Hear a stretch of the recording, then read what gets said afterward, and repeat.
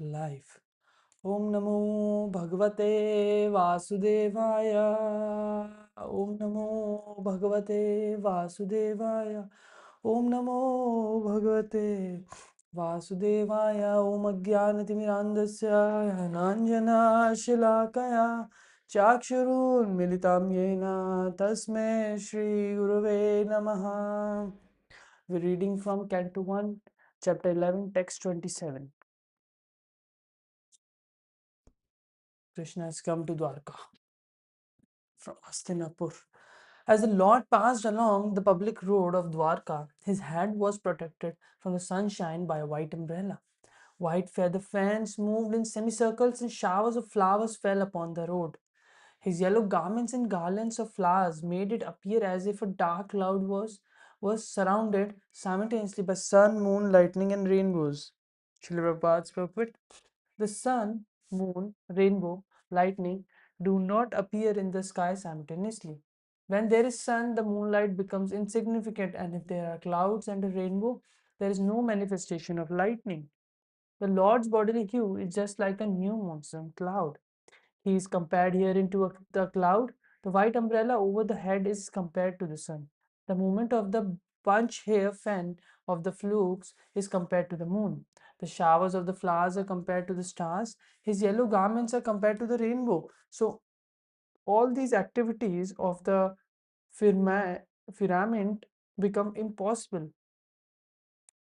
Firmament,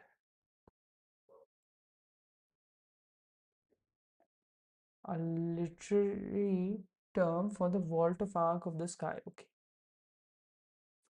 Being impossible simultaneous factors cannot be adjusted by comparison. The adjustment is possible only when we think of the inconceivable potency of the Lord. The Lord is all powerful, and in His presence, anything impossible can be made possible by His inconceivable energy. But the situation created at the time of His passing on the roads of Dwarka was beautiful and could not be compared to anything besides the description of the natural phenomena. Text 28. After entering the houses of his fathers, he was embraced by the mothers present, and the Lord offered the obeisances unto them by placing his head at their feet. The mothers were headed by Devaki, his real mother. Sri Prabhupada purpose. It appears that Vasudeva, the father of Krishna, had completely separate residential quarters where he lived with his 18 wives, out of whom Srimati Devaki is the real mother of Lord Krishna. But in spite of all this, all other stepmother were equally affectionate towards him, as will be evident from the following verse. Lord Krishna also did not distinguish his real mother from his stepmothers, and he equally offered his obeisances unto all the wives of Vasudeva present on the occasion. According to scriptures also, there are 7 mothers: the real mother, the wife of a spiritual master, the wife of a brahmana, the wife of a king, the cow, the nurse, and the earth.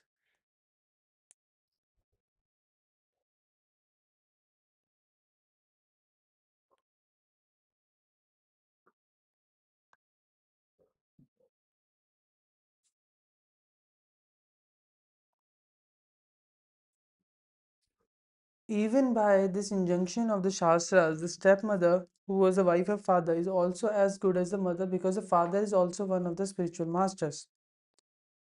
Lord Krishna, the Lord of the universe, plays a part of an ideal son just to teach others how to treat their stepmothers. Text 29. Where the mothers, after embracing their son, sat him on their lap. Due to pure affection, milk sprang from their breasts. They were overwhelmed with delight, and the tears from their eyes wetted the Lord.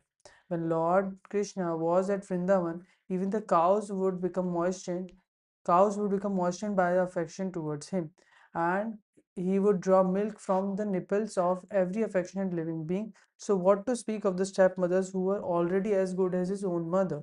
Text 30. Thereafter, the Lord entered his palaces, which were perfect to the fullest extent. His wives lived in them, and the number over 16,000. Lord Krishna had 16,108 wives, and for each and every one of them, there were fully equipped palaces complete with necessary compounds and gardens. Full description of these palaces is given in the 10th canto.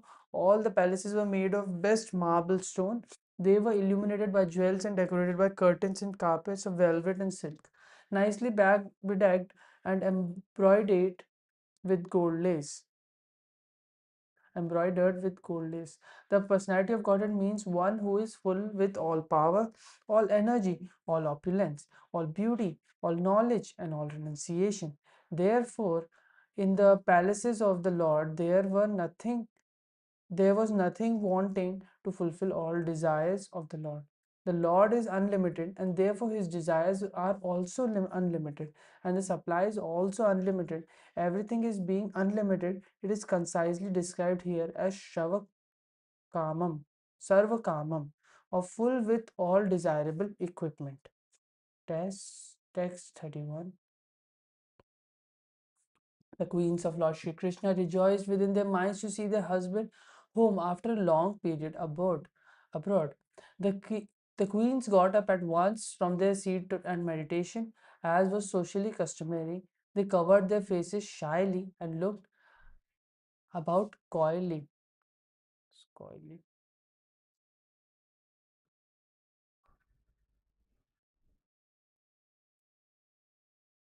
sankoch purvak. So the little um, they stopped themselves a little bit.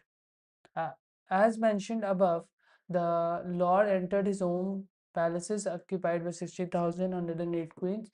This means that the Lord at once expanded himself in as many plenary portions as there were queens and palaces, and entered in each and every one of them simultaneously and separately. Here is another manifestation of the feature of his internal potency. He can expand himself in many forms of spiritual identity as he desires. Even though he is one without a second, it is confirmed by the Shruti mantra that the Absolute is one alone, and yet he becomes many as soon as he also desires. These manifold expansions of the Supreme Lord are manifested as plenary and separated portions. The separated portions are representations of his energy, and plenary portions are manifestations of his personality.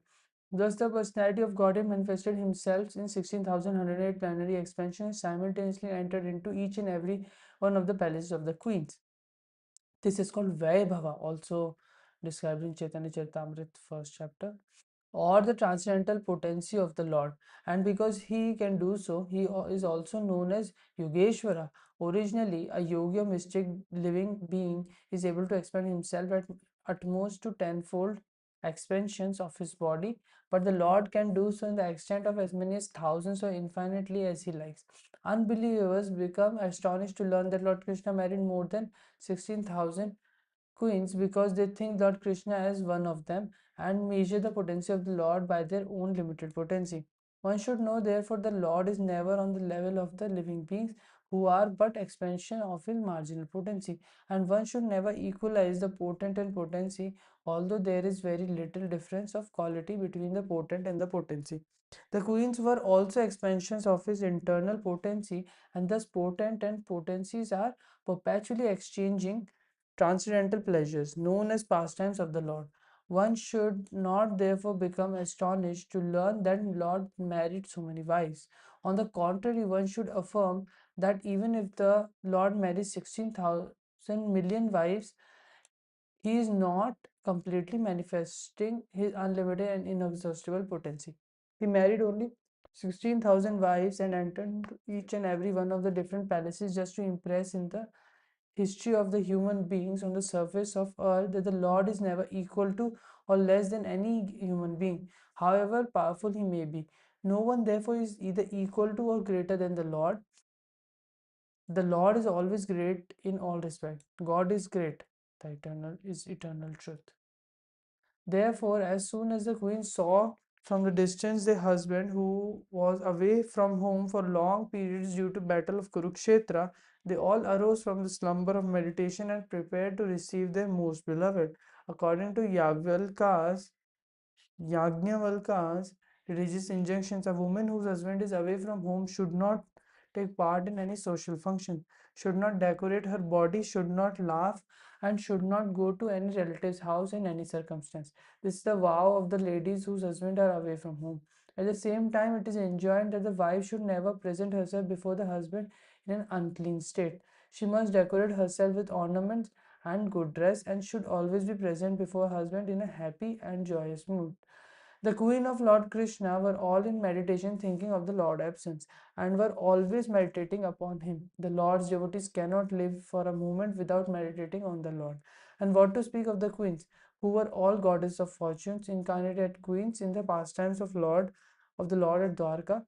They can never be separated from the Lord, either by present or by trance. The gopis at Vrindavan could not forget the Lord when the Lord was away in the forest cowarding.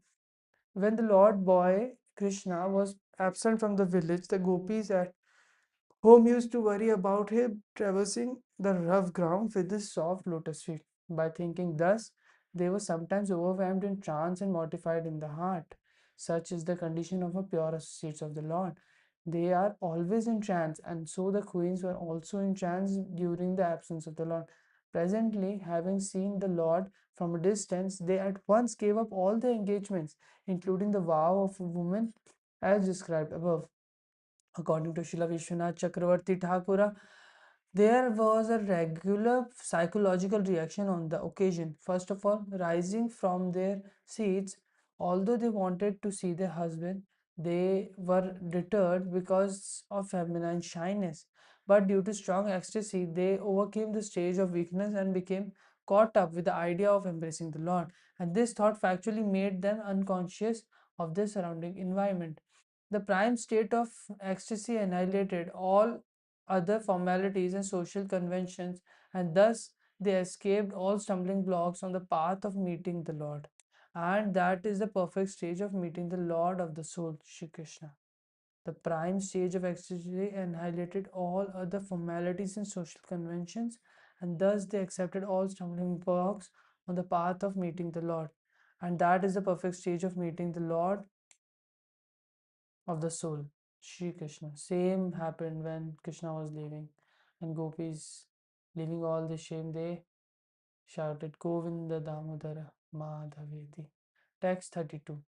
The inseparable ecstasy was so strong that the queens who were shy first embraced the Lord in the innermost recesses of their hearts, then they embraced him visually, and then they sent their sons to embrace him, which is equal to personal embracing. But, O chief, amongst the Bhrigus, although they try to restrain their feelings, they inadvertently shed tears. Shivapad's puppet.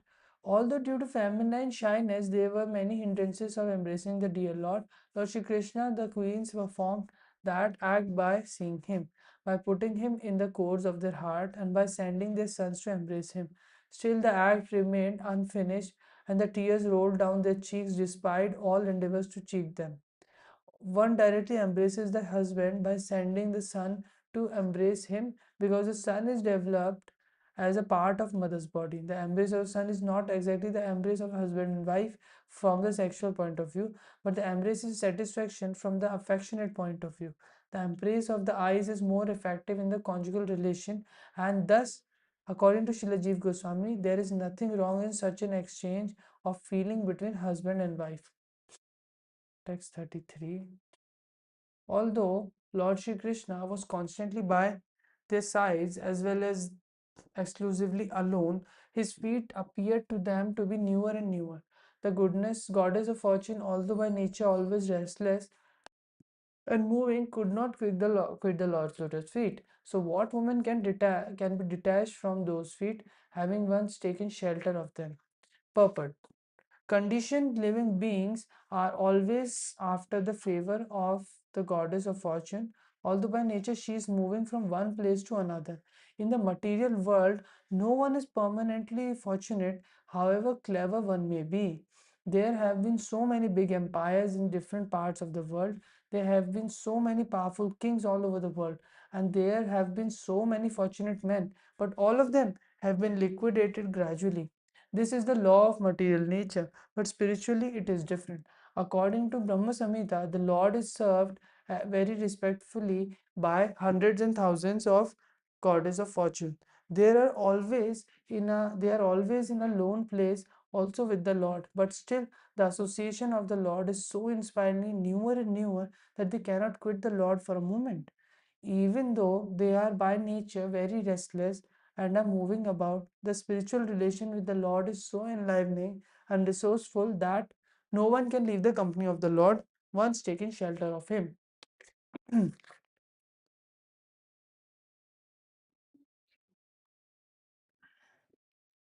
Krishna, Krishna. Sorry.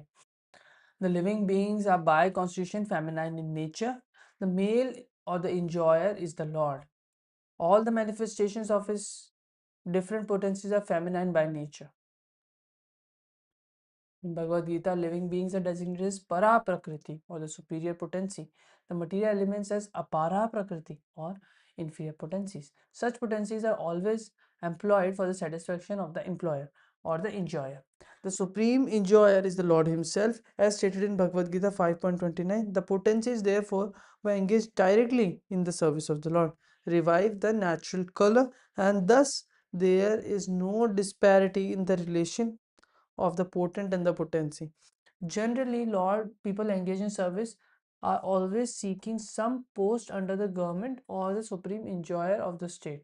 Since the Lord is supreme enjoyer of everything in or outside of the universe, it is happiness to be employed by Him. Once engaged in the supreme governmental service of the Lord, no living being wishes to be relieved from from the engagement. The highest perfection of human life is to seek some employment under the Lord's supreme service that will make one extremely happy. One need not seek the moving goodness of fortune without the relation of the Lord. That will make one need not seek the moving goddess of fortune without the relation of the Lord. Text 34. Okay, we can do this. The Lord was pacified after killing those kings who were burdensome to the earth. They were puffed up with the military strength, their horses, elephants, chariots, infantry, etc. He himself was not a party in the fight. He simply created hostility between the powerful administrators and they fought amongst themselves. He was like the wind which causes friction between bamboos and so spark a fire. Shilpapad's purport. As stated above, the living beings are not factual enjoyers of the creation, which are unmanifested as God's creation. The Lord is the genuine proprietor and the enjoyer of everything manifested in His creation.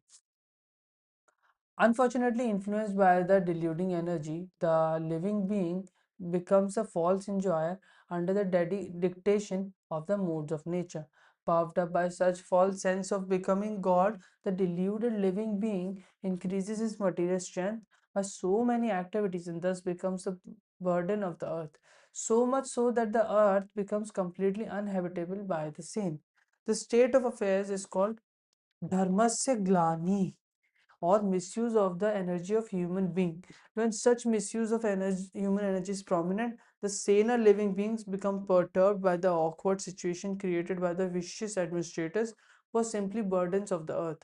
And the Lord appears by his eternal potency just to save the saner section of humanity. Okay, amazing. And to alleviate the burden due to the earthly administrators in the different parts of the world. He does not favor either He does not favor either of the unwanted administrators, but his potential power he creates hostility between such unwanted administrators.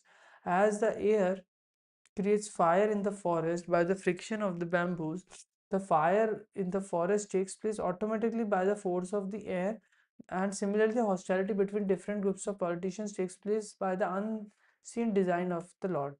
The unwanted administrators, puffed up by false power and militarization, thus become engaged in fighting amongst themselves over ideological conflicts, so exhaust themselves of all powers. The history of the world reflects the factual will of the Lord, and it will continue to be enacted until the living beings are attached to the service of the Lord. In Bhagavad Gita 7.14, this fact is very vividly described. It is said, my deluding energy is my potency, and thus it is not possible for the dependent living being to supersede the strength of the material modes. But those who take shelter in me, the personality of God Sri Krishna, can cross over the gigantic ocean of material energy. This means that no one can re-establish peace and prosperity in the world by fruitive activities or the speculative philosophy or ideology. The only way is to surrender onto the Supreme Lord and thus become free from illusion of the deluding energy. Unfortunately, persons who are engaged in destructive work are unable to surrender to the personality of Godhead. They're all fools of the first order. They're the lowest of the human species of life. They're robbed of their knowledge, although apparently they seem to be academically educated. They're all of the demoniac mentality, always challenging the supreme power of the Lord. Those those who are very materialistic, always hankering after material power and strength, are undoubtedly fools of the first order because they have no information of the living energy, and being ignorant of the supreme spiritual science, they are absorbed in material science, which ends with the end of the material body. They are the lowest of human beings because the human life is specially meant for re-establishing the lost relation with the Lord, and they miss this opportunity by being engaged in material activities. They are robbed of this knowledge because even after prolonged speculation, they cannot reach to the stage of knowing the personality of Godhead, the summum bonum of everything. And all of them are men of demonic. They are robbed of their knowledge because even after prolonged speculation, they cannot reach to the stage of knowing the personality of Godhead, the summum bonum of everything. And all of them are men of demonic principle, and they suffer the consequences as such materialistic heroes as Ravana, Hiranyakashipu, Kamsa, and others. Om Namo Bhagavate Vasudevaya. Om Namo Bhagavate Vasudevaya. Jai Shri